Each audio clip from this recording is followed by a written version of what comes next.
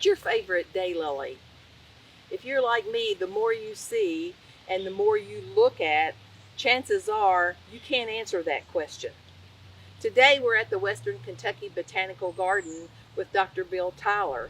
He is not only a master gardener and a founder of the Garden, but he's also what's called a breeder or a hybridizer, which means he works with creating new daylily plants. So today we're going to ask him the difference between a lily and a daylily, just so we can get started and understand that difference from the beginning. Welcome to the Western Kentucky Botanical Garden, and its really large and exciting daylily bed. This is our daylily display bed. And I want to start out by just telling you an idea of the difference between a daylily, which this is, and a lily. Daylilies are not lilies. This is a lily. It has a stalk with the foliage coming off the stalk and the blooms on top, and it's a bulb. Daylilies are a completely different class. They're Hemerocallis, and they have fibrous root system, fans that come off of the base, a stalk that's called a scape, and the flower is on the scape. Daylilies are an absolutely wonderful plant. They originated in China. They're native to northern China, Japan, and North Korea, and were brought to this country years ago and have been transplanted all across the country. These daylilies are hybridized daylilies. That means they're produced by seeds. The daylilies that you see along the road are called ditch lilies, are not hybridized daylilies. They are species daylilies. They've been classified as an invasive plant, and you should treat them with Roundup. These you should treat with care. Okay, Dr. Tyler, one of the questions I have is, how did you get started with the daylilies? I know that in the garden there are all kinds of beautiful flowers, but how did the daylily become really the premier flower for the Western Kentucky Botanical Garden, and how did you get an interest in this? Well, all of my life I've been interested in plants and in flowers in general. And when Dr. Bob Reed and his wife Carlene moved to town in the mid-1970s, they were good friends of mine, and she was big in daylilies, and she got me involved and started hybridizing at that time a little bit, and then a lot more when we moved to Weatherbury, and then stopped for a while and then got started again when we got involved with the Western Kentucky Botanical Garden. And now the daylilies are a feature part of the garden. We have a gigantic daylily festival the last week in June, celebrating the peak of daylily season. I know that when we talk about daylilies, there are those of us who are kind of amateurs in our interest with the daylily, but you've really risen up through the ranks, and you are what we would call a professional in the daylily business because you are hybridizing daylilies. Could you explain a little bit of what that means to be a hybridizer or a breeder of daylilies? Yes, absolutely. I mentioned that the species daylilies you see along the ditches and the roads, those plants are essentially all clones. They're all genetically the same. They only very rarely reproduce by seed. So those are clones, identical. Hybridized daylilies are produced by seed. They're all genetically unique. They're all different. They all have different genes and different features. So you can take one plant, one feature that you might be looking for, like the color or the number of buds or the size, the height, all those features, and you can decide what you're interested in and hybridize with those factors in mind. I particularly like ruffles, so I've done a lot of hybridizing for ruffles, but also colors like light colors towards white colors.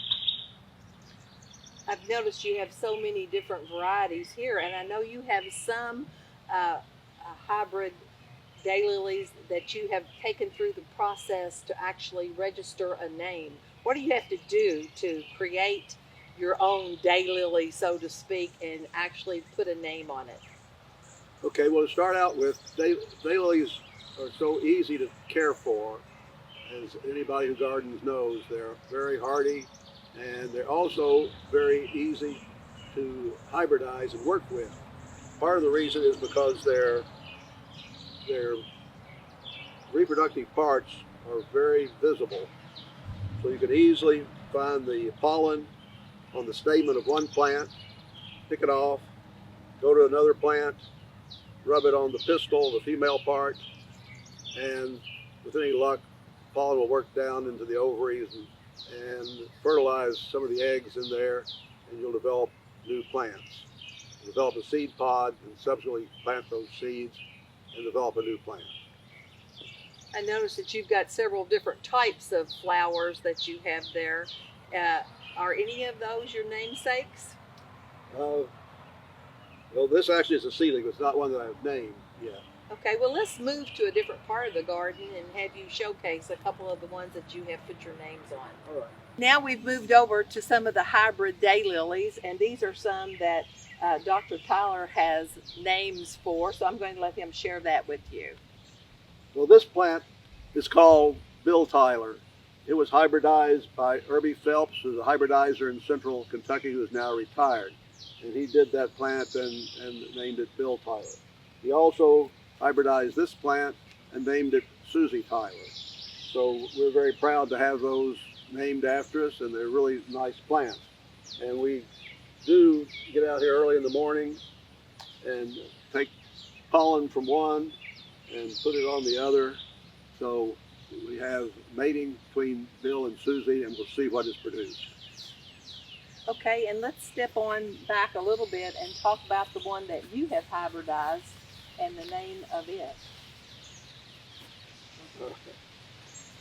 This is a plant that I hybridized here at the garden, and it's one of the early ones that I did, and one of the first ones named. Its name is Jack's Dream, and it's called Jack's Dream because a lady in Atlanta purchased the rights to name it and named it after her recently deceased husband. So it's Jack's Dream in memory of Jack, and it's a really lovely plant, and we're happy to have it here. It has such curled edges to it, and also that real strong delineation in color between the center, a dark color, and then the lighter tips. Makes it such a beautiful flower. Okay, as we kind of wind down a little bit, one of the things we want to talk about is for those of us who are amateur daylily owners and we're getting ready to watch our gardens stop blooming in terms of our daylilies, what are some care tips you could tell us? Like, how do we take care of those daylilies now? Do we need to cut them back? Do we need to deadhead? What do we need to do to care for those daylilies? Okay, daylilies, as I mentioned earlier, are extremely easy to care for. They're very hardy, and they basically take care of themselves. People always ask, what sort of soil do they like? Well, they're like we are. They prefer to live in a mansion, but they'll do well in a tent. And so most any soil will work with them. They do like a certain amount of moisture. They can't get too dry, although the bulbs or the roots outside of the ground will live for a long period of time dried out. What we do here as far as care is fertilize in early spring, middle of February. We'll fertilize with 10-10-10. Do it again in late May when they're starting to really get to growing and starting to bloom. And then I again fertilize in late August because daylilies have a sort of dormant period during the latter part of July and the first part of August, and they start growing again in August. So I encourage that growth in August. So that's they have very little trouble with pests. They don't treat for any pest, or like most plants, they'll get a little fungus infection on them, especially this year. But it's just something that doesn't really bother them that much, so you don't have to worry about it. We all love the daylilies, and we've always heard the term a daylily is beauty for a day, since it only has a bloom that lasts for one day. But if you get out and look in the botanical gardens or visit some of your local nurseries or look at your neighbor's gardens, you're going to find enough beauty out there to last you for a lifetime. In fact, the Greek word for daylily is hemerocallis, and that means beautiful for a day. And I always say, in a cosmic sense, don't we all hope that we are a beauty for a day? I think we are. So that's a daylily, a beauty for a day.